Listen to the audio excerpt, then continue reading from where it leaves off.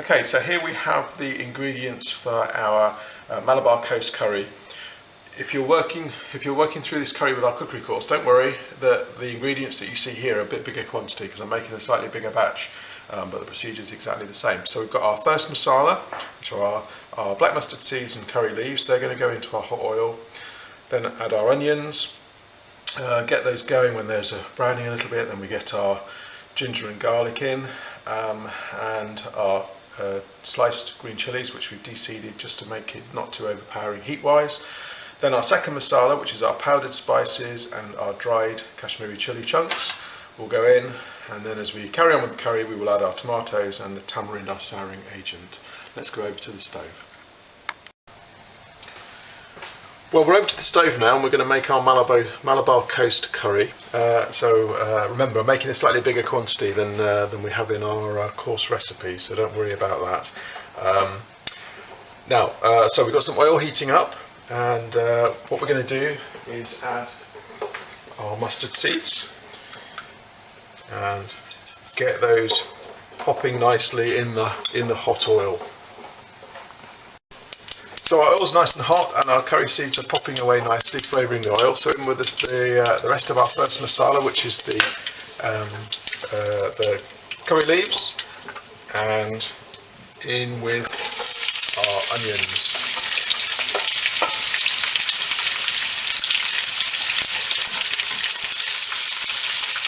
And we'll get those browning down nicely.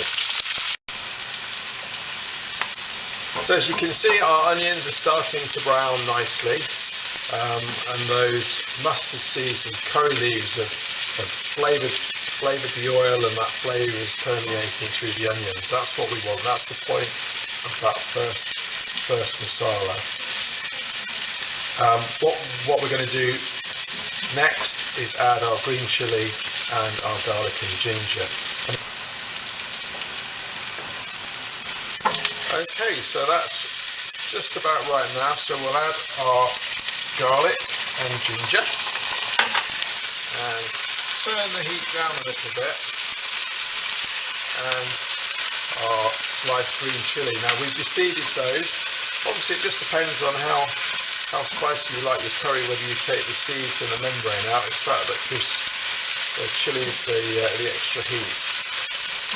So just cook that and stir that for a minute or so, and then we'll add our second masala, which is our powdered spices, to add our next layer of flavour and spice to the dish. And there we go.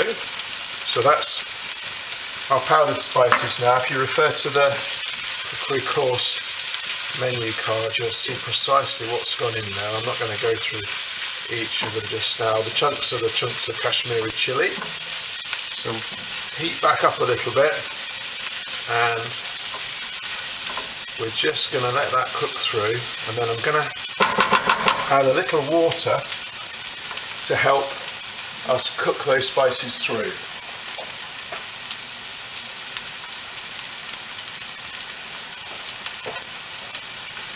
Pop that in and we'll get a sizzle.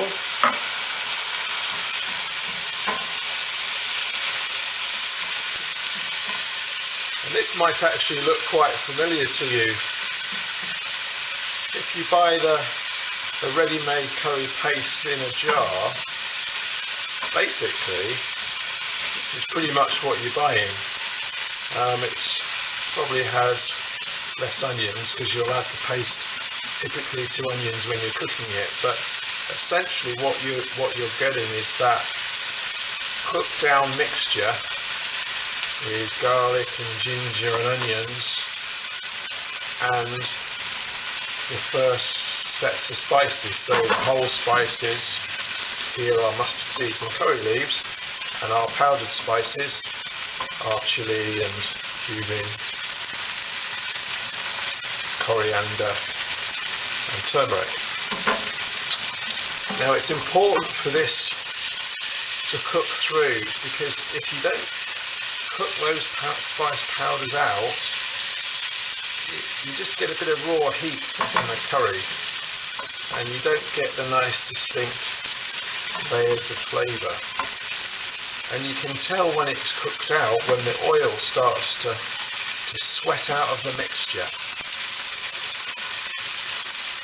And we can see that now. You see it sort of starting to glisten nicely, and that's showing me that it's cooked down. So the next step then is to add our tomatoes.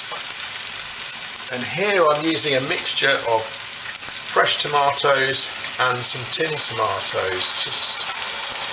We'll find, especially in the winter time, tomatoes can be a bit tasteless.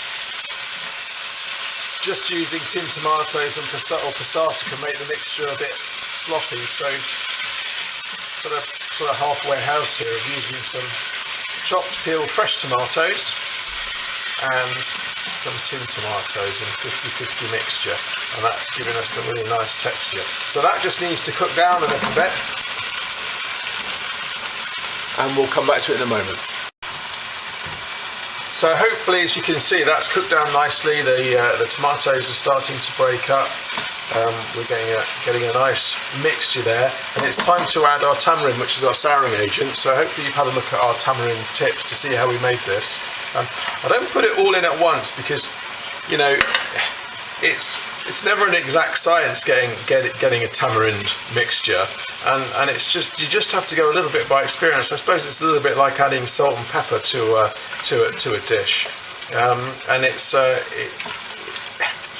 there's no easy way. You'll never have a perfect concentration of tamarind, but looking at that, I think we're fine. So that's our tamarind mixture gone in as per the recipe. I think we've done a reasonable job of making that. Right, so that now is our curry base, and this is a Caroline curry. Many of them have coconut, as you'll know, and this is where we're now going to add our coconut milk. Now, there's a number of ways too of actually making that coconut milk. In India, they'd actually take a coconut, scrape out all the coconut flesh, and chop that up and press water through it to make our coconut milk. Here, we can do that, but it's perhaps a bit more convenient to use powdered coconut milk powder, or use tinned coconut milk, or use the coconut blocks and make a dilution of those. This is what we're basically adding here is a thin coconut milk. So we wouldn't use tin coconut milk straight from the tin. We'd actually dilute it 1-to-1.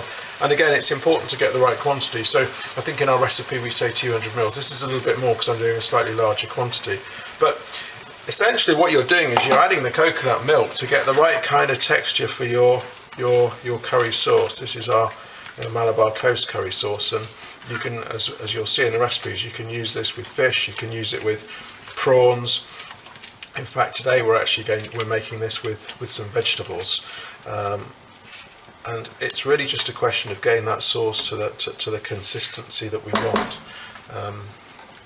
But again, don't just go straight in and use the coconut milk from a tin. Otherwise, you might find that the curry is a little bit sickly.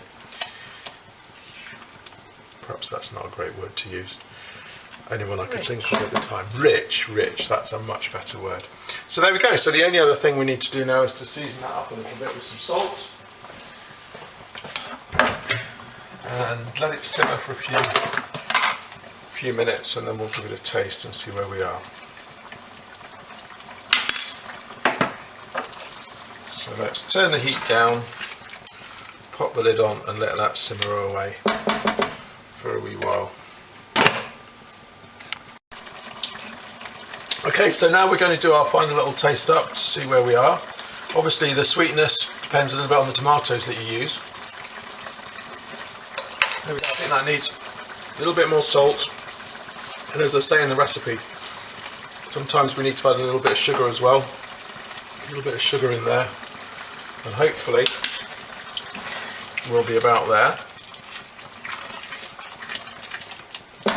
Lucy said I should show you the consistency as well, because what we're looking for is a really nice coating sauce. You see, that's the sort of consistency that we're aiming for. So it coats our vegetables or our fish or our prawns for us. One last taste, just because I like tasting it, but also to make sure the seasoning's right. Spot on, I think that's lovely.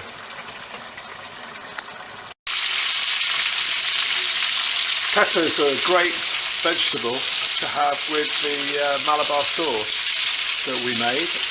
What we do here is just fry them off in a little bit of coconut oil and then heat it up with that Malabar Coast curry sauce. Absolutely delicious. Okay, so that's our Malabar Coast curry. I hope you enjoy it.